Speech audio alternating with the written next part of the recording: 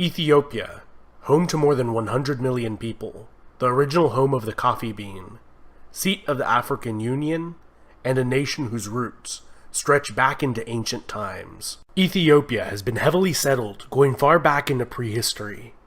Da'amet is the earliest known kingdom in this region, and was a contemporary of ancient Egypt and Nubia to the north. On the opposite side of the Red Sea, facing Da'amet, was the kingdom of Saba, in modern-day Yemen. These kingdoms appear to have had close ties, and some even theorize that they may have formed a single kingdom. According to Ethiopian tradition, this was the home of the legendary Queen of Sheba.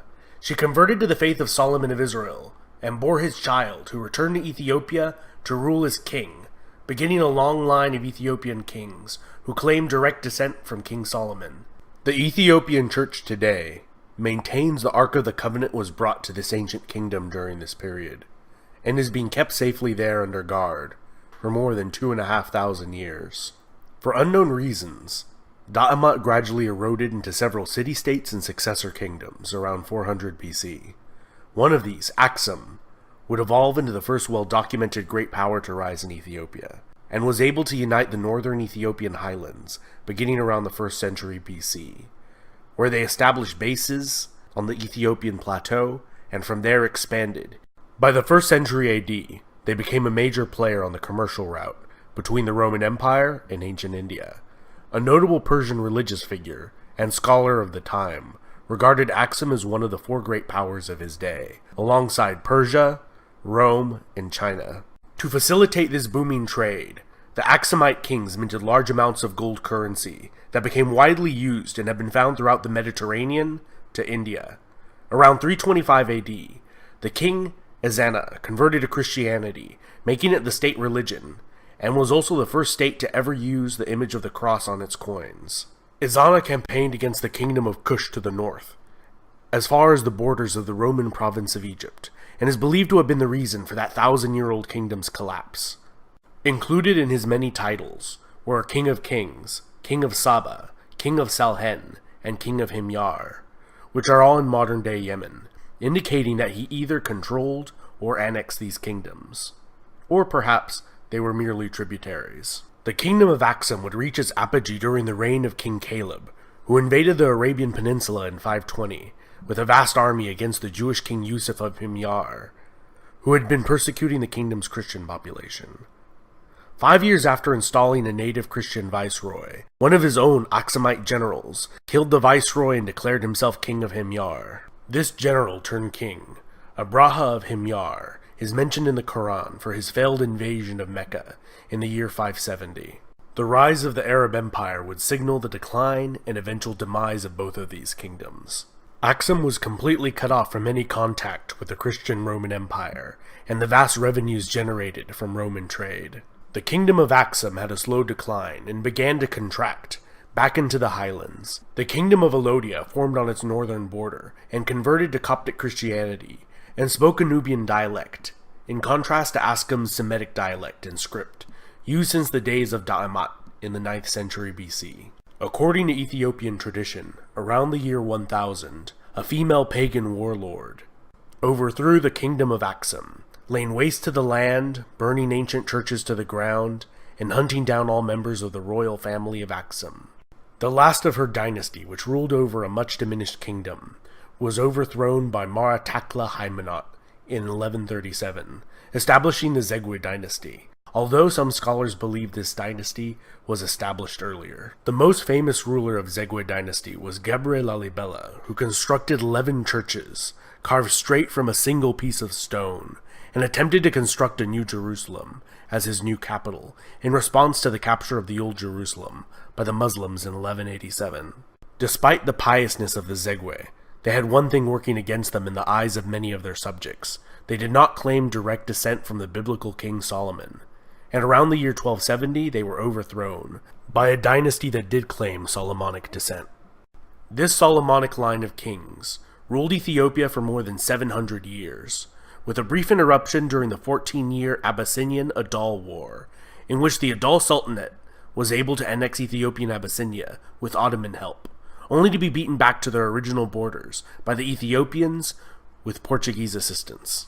The Age of Princes was a period in Ethiopian history from 1769 till 1855, when the country was de facto divided within itself into several regions, with no effective central authority.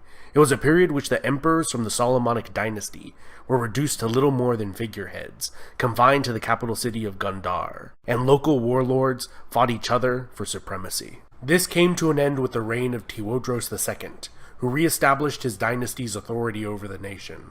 However, this respite was short-lived, and he would commit suicide instead of being taken prisoner by a British expedition. The British would sack the Ethiopian capital and carry the Solomonic Dynasty's crowns and treasure they had accumulated over the centuries back to Britain. Ethiopia's troubles were not over, and in 1874, the Ottoman-backed Ismail Pasha of Egypt invaded Ethiopia with the goal of creating an empire that would include the entire length of the Nile River. His sizable army included a large number of recruited American and European officers. The Ethiopians had been working hard on organizing and modernizing their military since their experience against the British, and were able to utterly defeat the Egyptians in 2 decisive battles. The Ethiopian Emperor Yohannes would die in battle against a Sudanese raiding force 13 years after defeating the Egyptians. His successor, Menelik II, would expand the Ethiopian Empire and defeat a full-scale Italian invasion. The technologically superior Italians were decisively defeated in a bloody war that they expected to be a casual affair. 40 years later, masterminded by the Italian journalist turned dictator Benito Mussolini, the Italians invaded again, this time sending an overwhelming force of approximately 500,000 men, 600 aircraft, and 800 tanks. Despite this, the war was still a long and bloody affair. The Italians gained little from the annexation and committed widespread atrocities against the Ethiopian population, which they never fully managed to control. Ethiopian Emperor Haile Selassie returned to Ethiopia from exile in England to help rally the resistance. The British began their own invasion in January 1941 with the help of Ethiopian freedom fighters. The last of the organized Italian resistance in Italian East Africa surrendered in 1941, ending the Italian rule. The Solomonic monarchy was fully restored after the war. In the decades that followed, Haile Selassie would begin to slowly implement democratic reforms in the nation. However, many blamed his grasp on power for the slow pace of modernization. During the Cold War, Selassie received the backing from the United States, and when widespread drought and famine hit the nation in 1974, the aged monarch was overthrown by a socialist faction in the military. They viewed Selassie as an agent of the corrupt capitalist West, and united with Eritrea, forming a larger chaotic state that was plagued by infighting and disastrously planned and implemented socialist policies. Eventually, Mengistu Haile Mariam brought an end to the more than decade-long power struggle and attempted the creation of a state following the Soviet model, famines and genocide included. In 1991, as rebels closed in on the capital of Addis Ababa, he fled and was granted asylum in Zimbabwe as an official guest of Zimbabwean President Robert Mugabe, where he still resides today at the age of 80, despite calls for his extradition.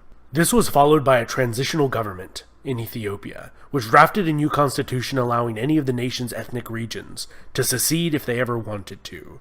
Eritrea did so right away, and the remainder is the modern nation-state of Ethiopia. This has been Epimetheus. Huge thanks to all my awesome patrons over on Patreon who help me with this channel's expenses, and my fantastic subscribers. If you're new to this channel, don't forget to sub, hit the bell icon to get notifications every time I make a new video, and smash that like button. One more interesting bonus fact for you if you made it to the end of the video. The Rastafari religion, originating in Jamaica in the 1930s, regards Ethiopian Emperor Haile Selassie as the second coming of Christ and the embodiment of Jah on earth.